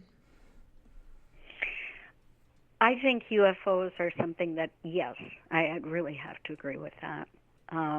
I think that the government has been trickling information to us for quite some time, and it's getting to be more and more photographic, more and more specific incidents by really qualified people, like pilots and local law authorities and people like that. I think that is definitely, we're going to be seeing that in the next 5 years probably, where they really kind of come clean about this. Well, it's going to be very difficult for them to come very clean about this because they've lied for so many years. Yeah, they've covered it up for years. Absolutely. So that gives you a little pause. But there's a point at which it becomes sort of undeniable, and I think obviously our phones are the fact that we can photograph so much in just the flash of an eye. I mean, it really it's going to be pretty irrefutable when we're getting an awful lot of data coming in. I agree about this.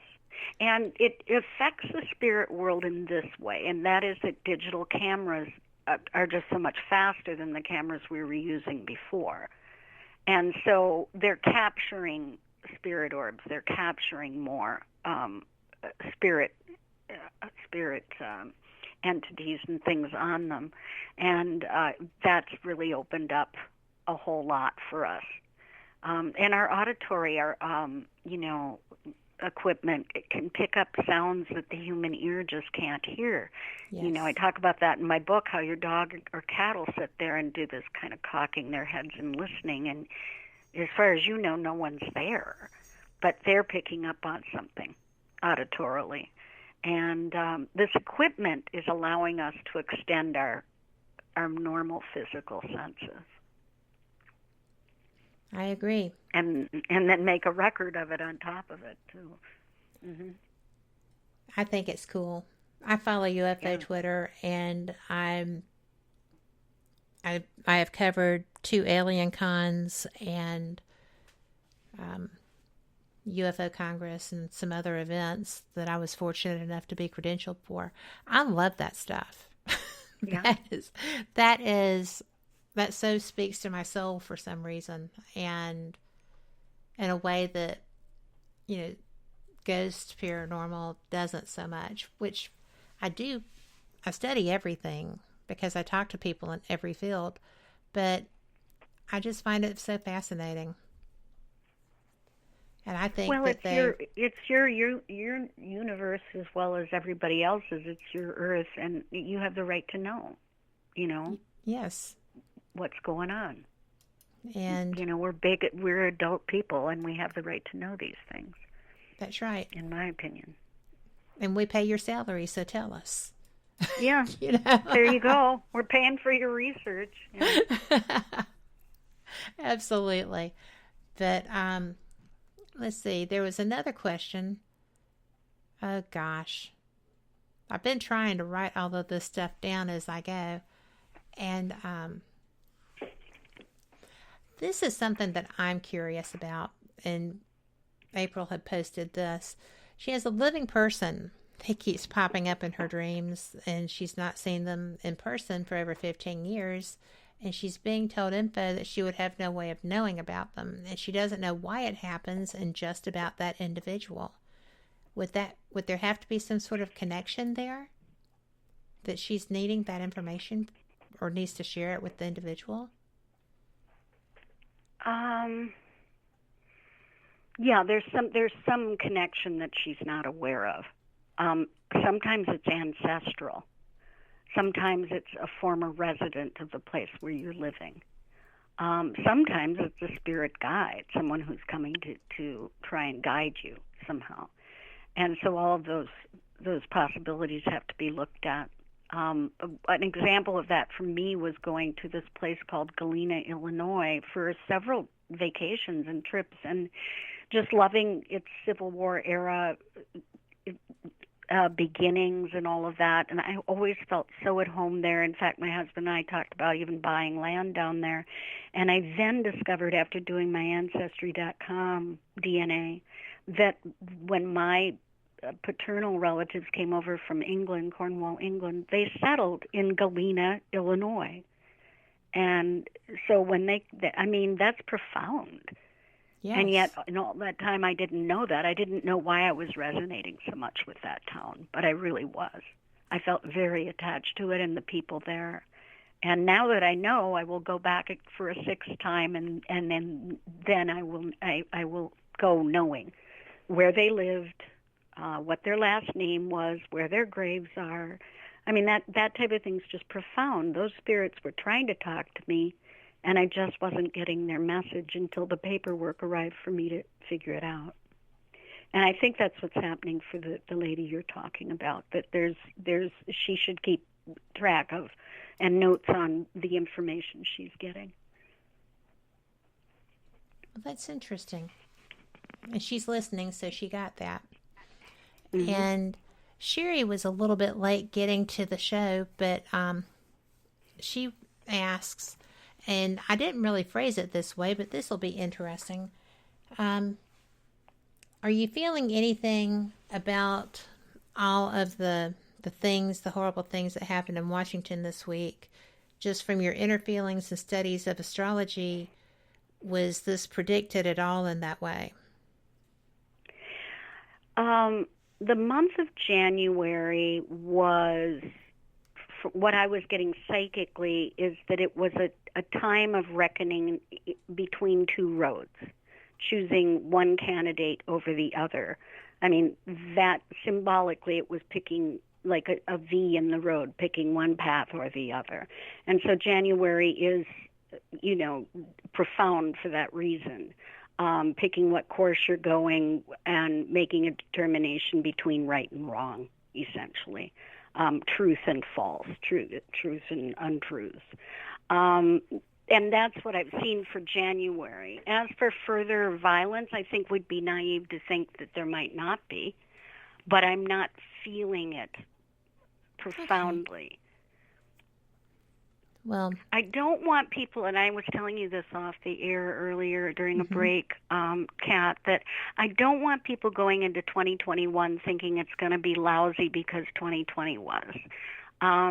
Nor do I want them expecting 2021 to be just suddenly wonderful. It's not going to be. It'll take about 4 to 6 months for us to really start feeling like good things are really happening again, that we're really getting back on our feet and back to normal. But you and I have talked about, fear and how you can bring fear into situations and then they make them so much worse. Yes, fear does. Fear is contagious too. But we have got to take our final break. If you have any more questions, shoot them to me. Like I said, we're getting them off of Facebook proper, Facebook Messenger, through our chat room here at Spreaker.com. Just search for Fate Mag Radio and you'll find us and you can get in the chat.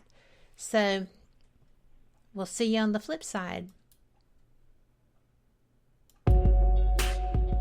You're listening to WBHM Digital Broadcasting, the best in paranormal talk, only on Paranormal Experience Radio, broadcasting live out of Birmingham, Alabama.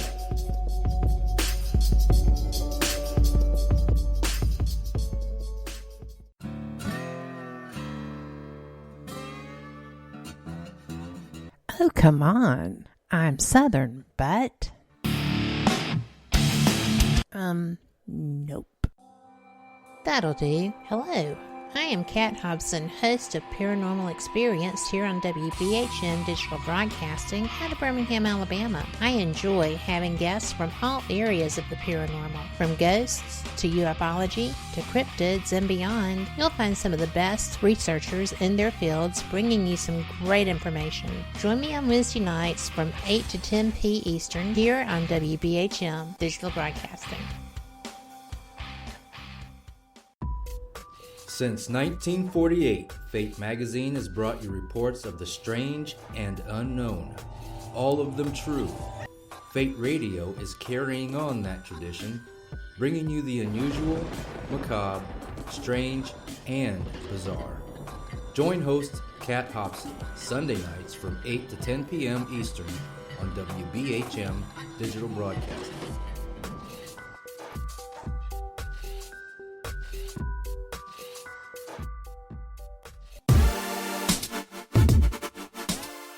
Listening to WBHM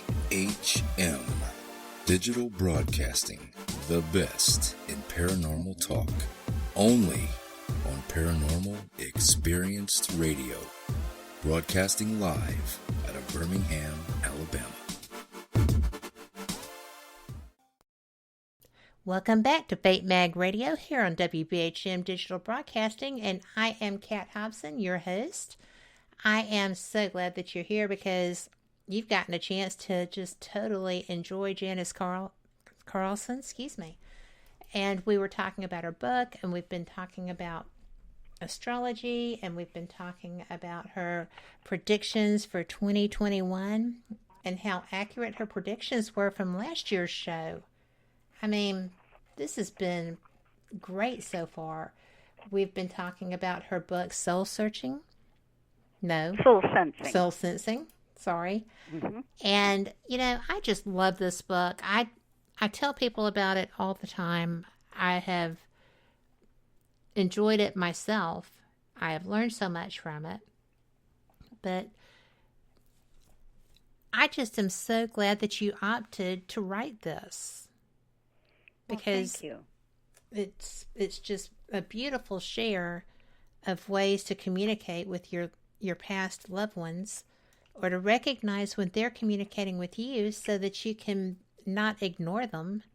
And you can just actually, stay up with them as much as possible.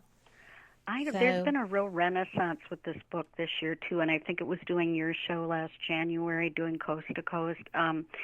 People need it right now. They are losing loved ones to COVID and other complications, and so they need it so much to help them heal and to help them realize that they haven't lost their loved ones. Their loved ones are just in a different form now, and so they have to learn how to communicate with them. Well, it's important because these family members are dying alone. You cannot be with them. Yes, they are. You cannot give them your last words of endearment. So, it's so really there's that important. Unfinished business, and it's just amazing how many sessions I do where people say that to me. Gosh, I couldn't say goodbye. I could wave through a window. We can't even have a funeral. I mean, it's that unfinished business makes this book all the more poignant right now, because you can pick up and communicate with them again. You just have to learn the methods, and most of them are very easy. Well, and they're easily recognizable, too. I mean, affecting the electricity. And, they are energy. So when...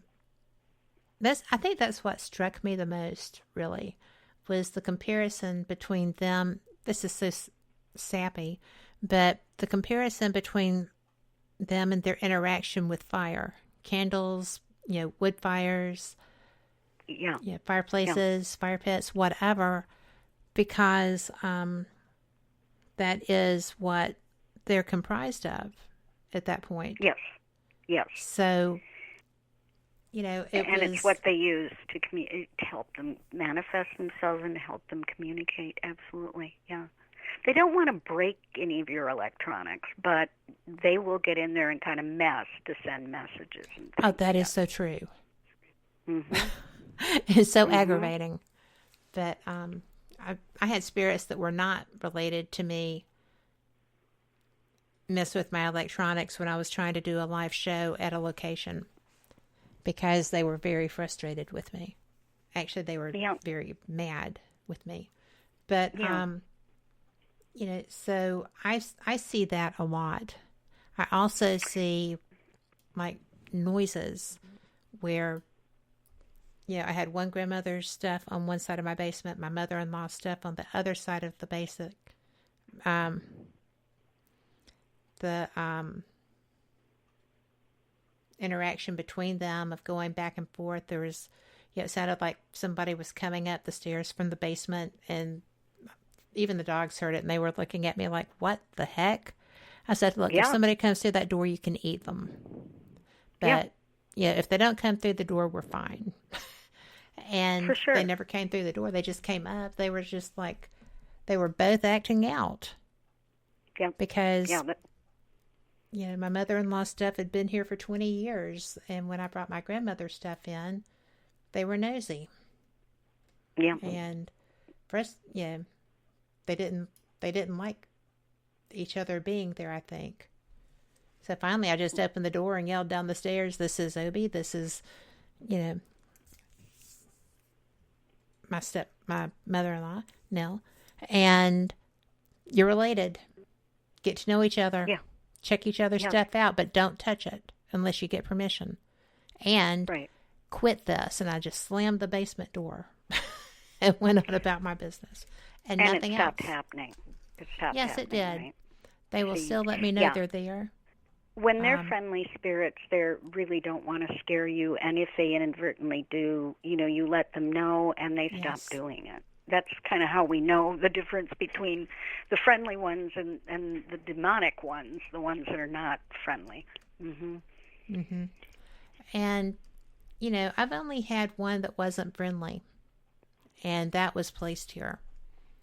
Mm-hmm. So, it was just one of those things that you just had to take care of, you know. Right. But it was disconcerting. Now, I have, what was that? I had made a note of something I wanted to ask you about. Hang on just a minute. Let me go and find it. But when you sat down and you started listing all of the things that were here, you actually, okay, this was it. It was about the orbs when your friend's son died, when he was murdered. Yes, yeah. And orbs get such a, I do have to ask this question. Brenda in chat wants to know, is this the year for her love life to bloom? Do you do that?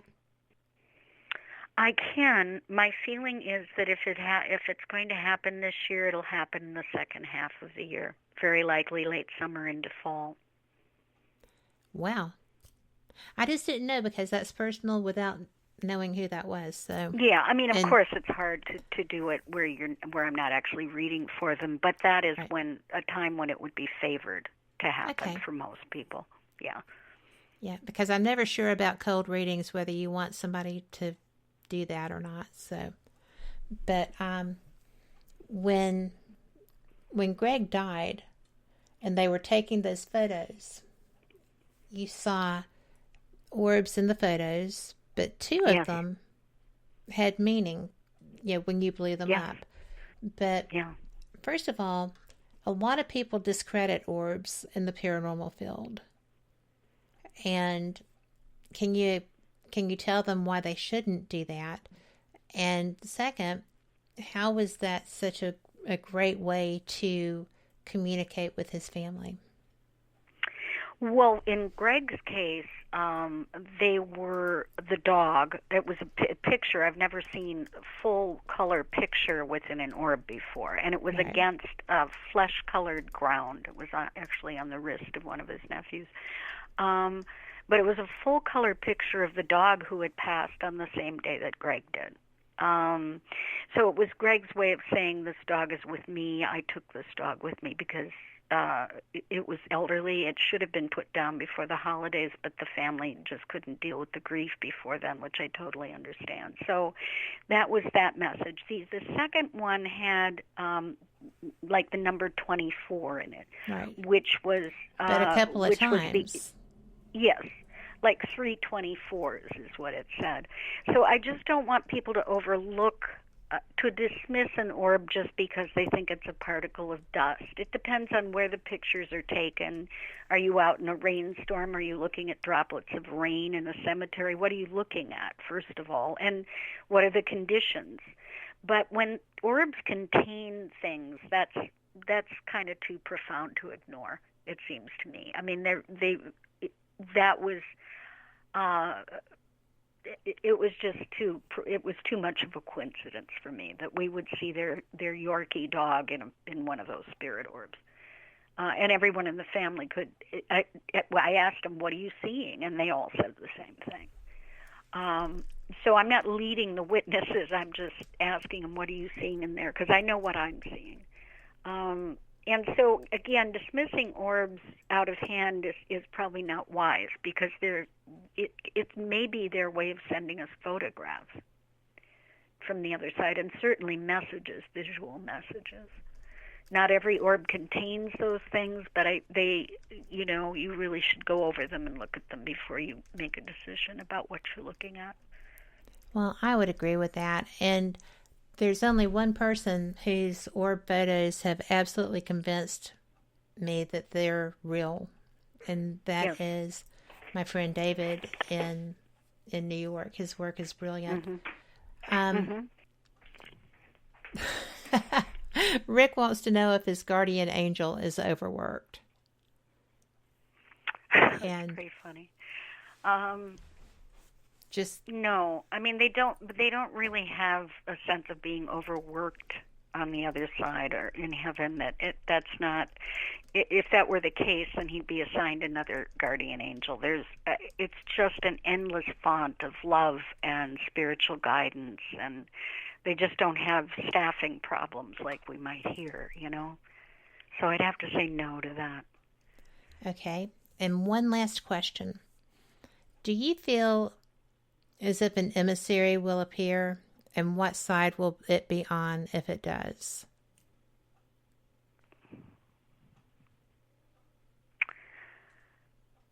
I think we have emissaries from time to time, some from the dark side and some from the light.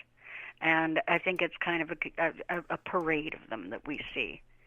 And some come in that are just meant to help us through difficult times, that are just made to do that. When you look at General Patton during World War II, this was someone who was just made to do this, to win this war. And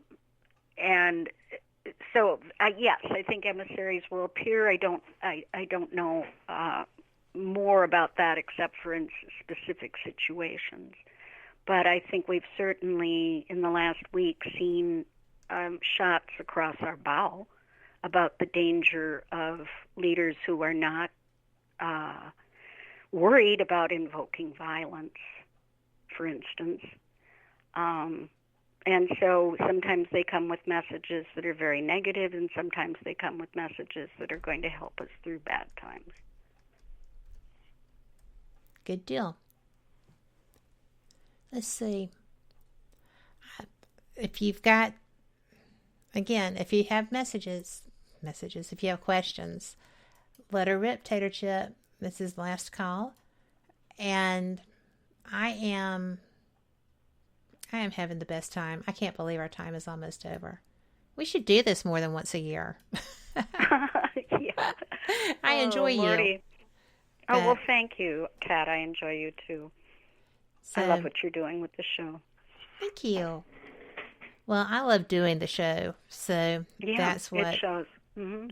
That's what helps so much, because I think that enthusiasm is highly underrated. Yes. So. Yeah. Let's see. And you have very technical people on. You have very spiritual people on. You're very conversant with both, able to handle both. I do a lot of reading. I do. And I'm very blessed. I have a varied interest in all things anomalous. And it's a great interest in all things anomalous, too. So I go and find people who can educate me.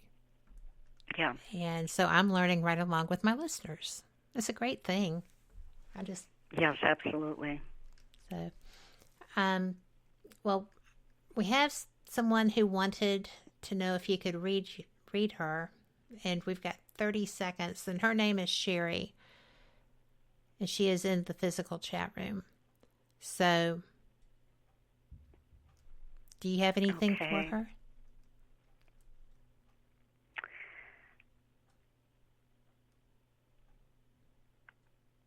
I feel like someone that is really going to be a viable love interest is coming her way.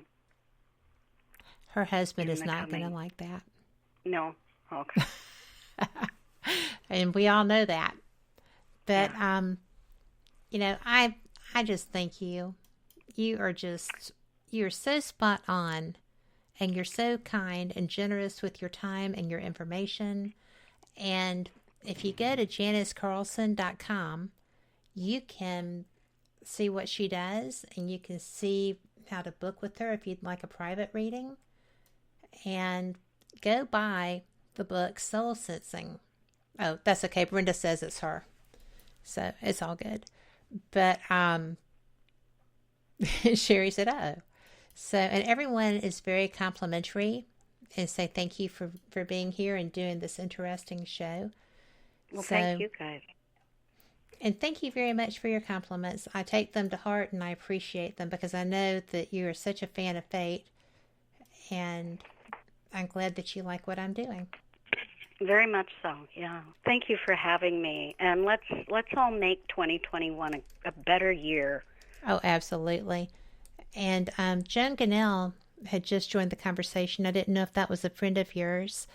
And, yes, I know her. Okay. Well, she had joined the conversation, and Marianne was able to join too, even from work. So she must be on break. But thank you so much. And I just want to tell people listening that this is a terrible time to be full of angst and stuff because, things are uncertain. Things feel rocky.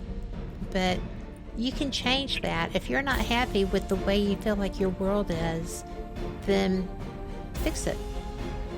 Be the person that you want to see. Be a friend that you'd like to have, a spouse you'd like to have, be a parent that you had wished that you had. You probably did, but they were your parents, so you didn't know it.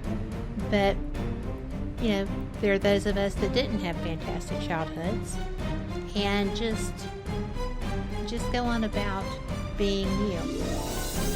But you've got that power. Be the change you want to see. We can change this world individually, and then it becomes a collective effort. Yes. Take care of you. Absolutely.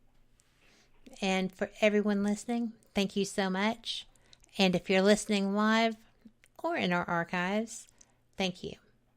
We just appreciate it. And I just appreciate you. So, good night. Take care of you. And just find a good book to read, like Soul Sensing. Or, my friend Rick McCallum wrote a pretty good book about, ghosts believe in him. And they do. Good night to everybody in chat. See you next week when my guest will be Leonard Freeman. And I'm so excited about that. Y'all will see next week about him. His bio will be posted. Good night.